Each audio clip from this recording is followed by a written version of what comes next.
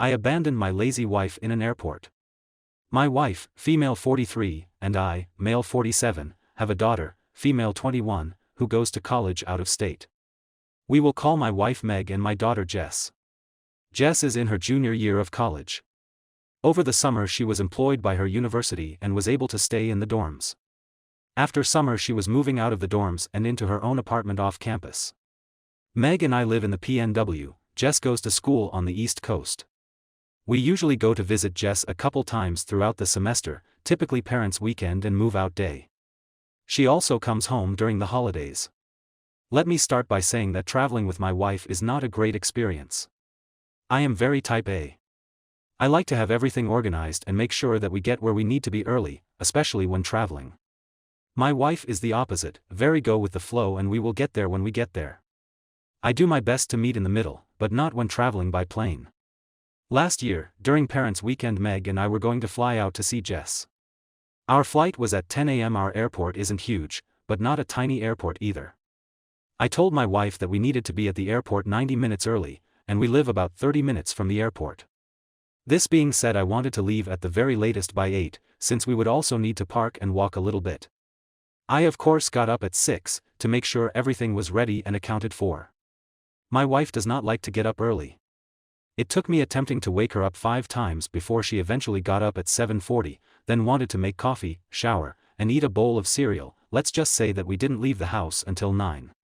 It ended up being busier at the airport than normal, likely due to many colleges having parents' weekend, and it took so long to get through security that we missed our flight. Rightly so, the airline refused to refund our ticket. We were able to get new tickets but not until the next day and missed Friday afternoon and Saturday morning with our daughter. Jess was disappointed to say the least. Fast forward to now.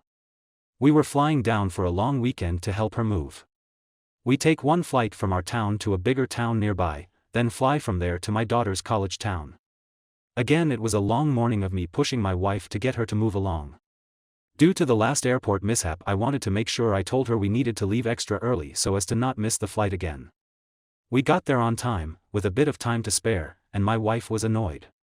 Keep going on about how now we just have to sit and wait for 45 minutes for them to start boarding. We took our first flight and landed in the connecting city, at a much larger airport. We only had about 1 hour layover. We got off the plane at 9:15 and our next plane started boarding at 9:40. We had to take multiple rails to get from where we landed to our terminal. We got to our terminal and had about 15 minutes until our plane was set to board. My wife tells me that she wants to get coffee. There was a little market next to our terminal that sold hot food and coffee. I asked if she wanted me to go grab it for her. "No, I want Starbucks," she said. Well, Starbucks was a rail ride away, and a little bit of a walk. I told her we couldn't do that, we didn't have enough time. She stated that we had enough time and if I wouldn't go with her she would go by herself. I tried to discourage her but she was determined. She walked away, at a brisk pace for her, and said she would be back in time. 15 minutes went by and she was nowhere to be seen. They started calling boarding groups. I called my wife hoping she was nearby, she didn't answer. They called a few groups, then called ours. In a panic I called my wife again, 3 times. Finally on the last call she answered and said she was on her way. It was a long line and she had to wait a bit. I told her they were almost done with boarding and she needed to hurry up.